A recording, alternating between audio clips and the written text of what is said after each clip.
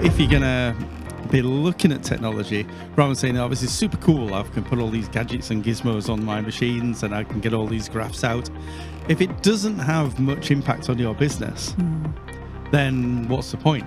Yeah. So what you've got to do is look at things that do make a point. So start from the very beginning, take a step back, stop spending money on technology.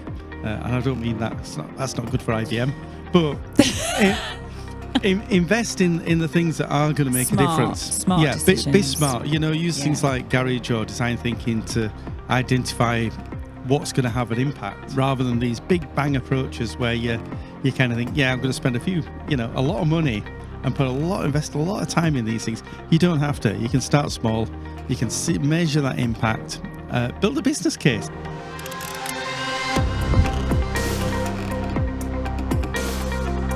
Hello and welcome to, this is actually the first filmed episode of That Subcon Engineering Chat with your host, myself, Coco, Nicole Piesse Turner. Some of you still may know me as, but Coco to many others. And I am here at Subcon and it's amazing. We are here at the Birmingham NEC. We're going to be talking to lots of people over the next couple of days. We've done a few audiograms today, so I think I'm actually on number 4 interview, but the first to be filmed. And it's Ian.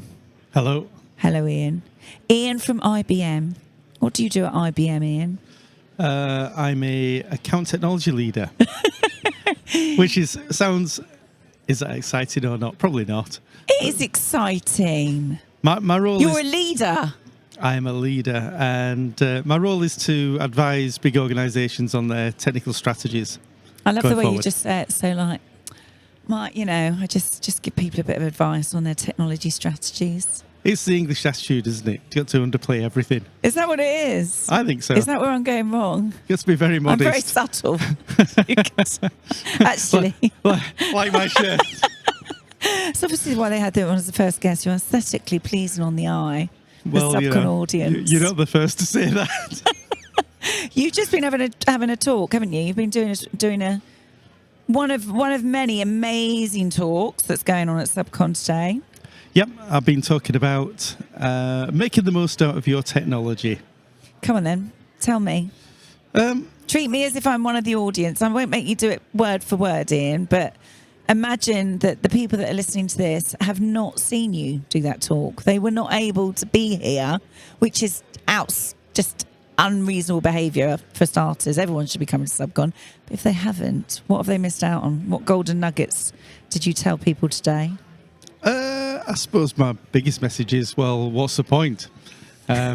Which sounds bad. That's a great strapline. What's the point? And I don't mean I might it use from that next year. What's the point? What is the point? No, come on, expand on that one, please. But that is the point, in that we like technology. Yeah. Sometimes it's that kind of want versus need, and we get excited by it, and often we'll choose technologies and what have you without actually thinking about how you're going to use them, and what impact it's going to have on your business. Yeah. So if you're going to be looking at technology, rather than saying, oh, this is super cool, I can put all these gadgets and gizmos on my machines and I can get all these graphs out. If it doesn't have much impact on your business, then what's the point? Yeah. So what you've got to do is look at things that do make a point.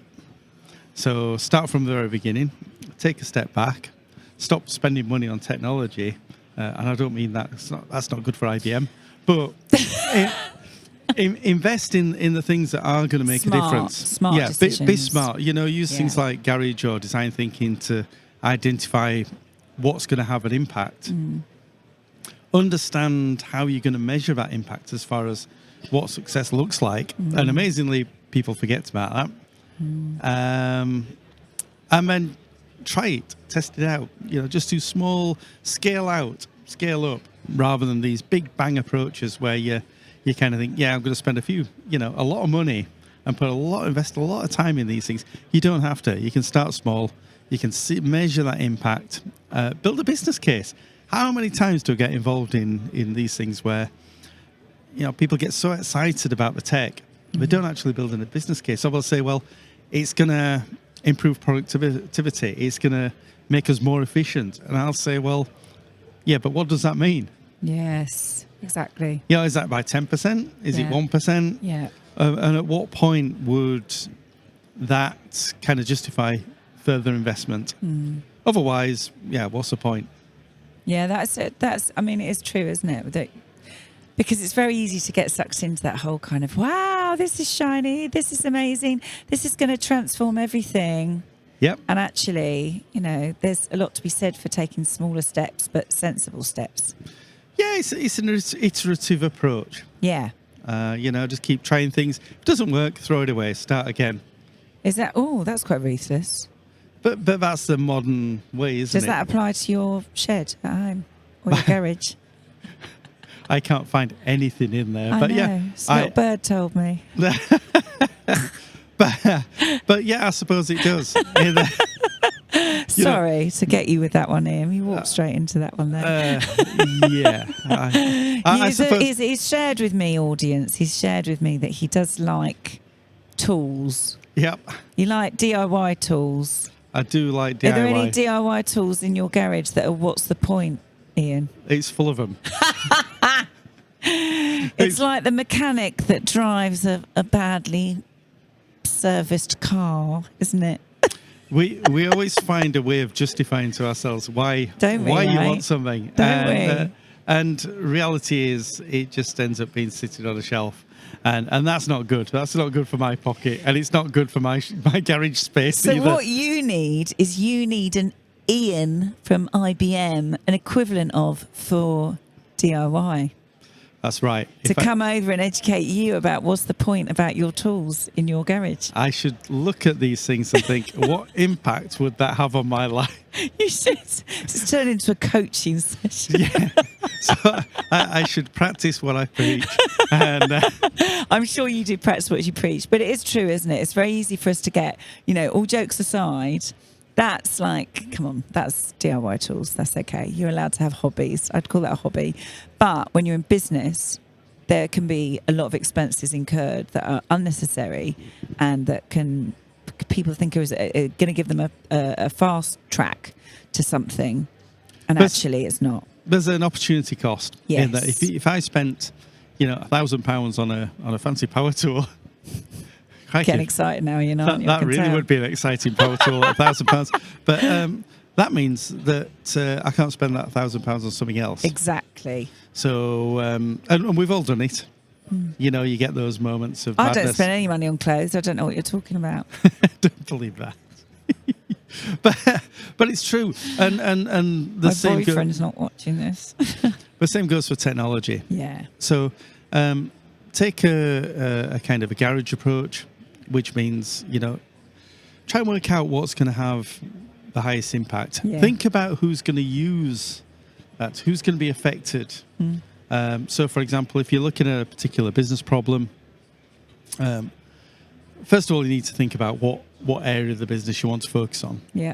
Then look at it and saying, okay, well, who within that area am I interested in?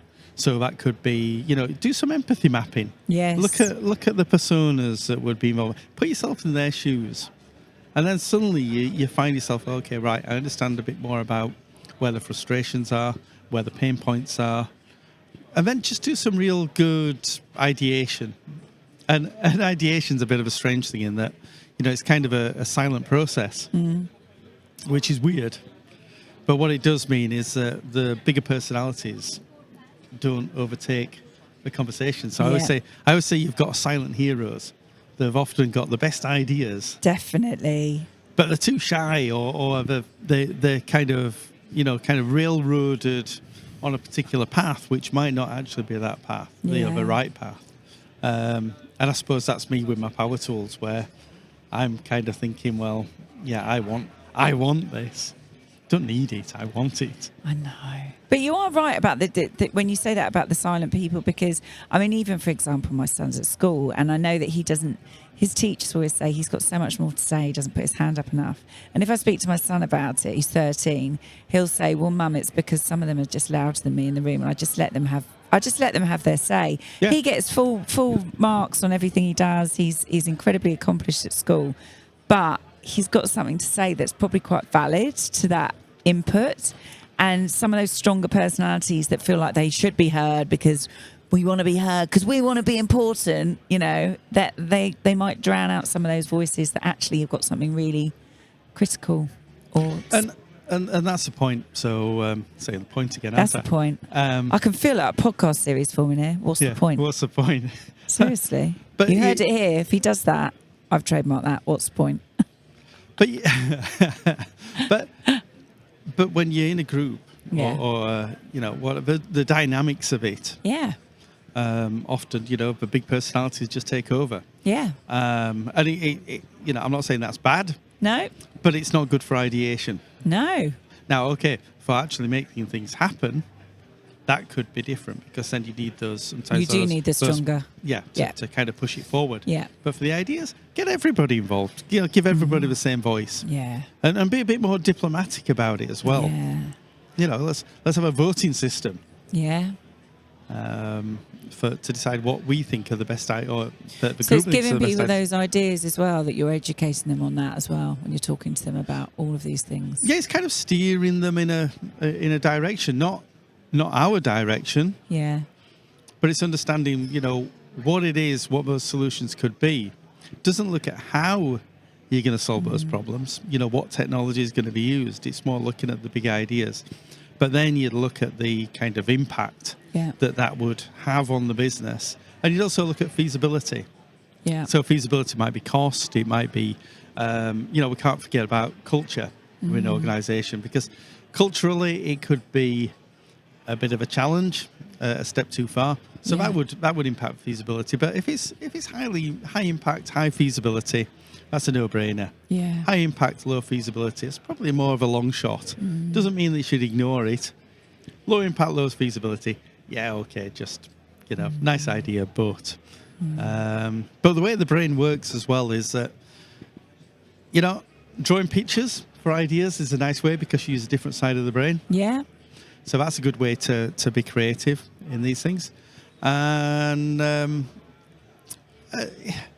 you know, any way that you can get people. So Get people involved, I guess. the ludicrous ideas, you know, the stupid ideas, they shouldn't be frowned upon, because what it does is someone could say, okay, well, yeah, that's stupid, but what if? No, and also there's no such. I was having this conversation earlier with someone. There's no such thing as a bad idea. No. You know, sometimes an idea that's or like you're saying, ludicrous. Say ludicrous and bad, whatever, you know, whatever the stigma is around it. Some of the wackiest ideas, you can get so much out of them. You can get so much out of them. You might not end up doing the wackiest idea, but it might actually end up being something around that. It could that be needs to come up. you know, a different model of that. Yeah. So it could be based on that, but in a more serious Yeah, area. So, you know, there's no such thing as a stupid idea. there isn't, is there? And it gets other people thinking. But the way that the brain works is you go through this ideation phase where you get the ideas that are okay at the beginning. And there's usually a lot of them, but they're usually quite obvious. And then you go down the stupid curve where people get it out of the system and, you know, it's a bit of fun because people get bored. But it's only after that that the best ideas come along. So, you know, you need to be mindful of that. It's a and strange patient, process. actually. Yeah.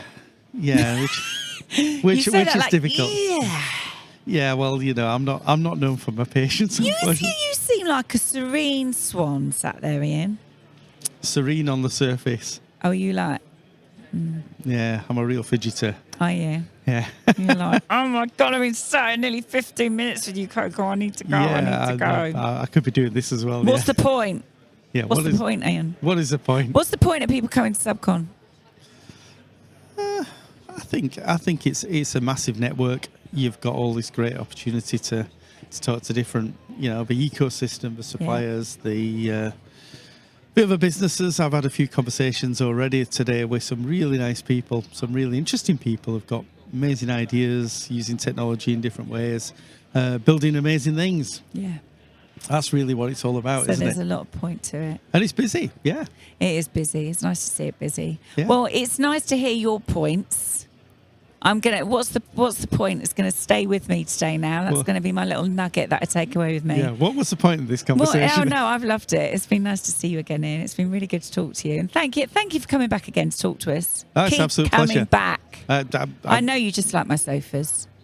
Well, any excuse for a sit down. Exactly. But no, it's great to talk to you, and thanks for supporting Subcon. You No, it's been go great. forth and have a good day, and make sure there's lots of point to it. Yes, and No messing around with power tools, all right? I'll be planning my next power tool on the way home. £1,000 he's intending to spend on a power tool. Anyone selling power tools, do not contact this man. He's in the danger zone. He needs help. It's been lovely to talk to you, Ian. Likewise. Thank you. Pleasure. Have a great show. Bye-bye. Cheers. Bye.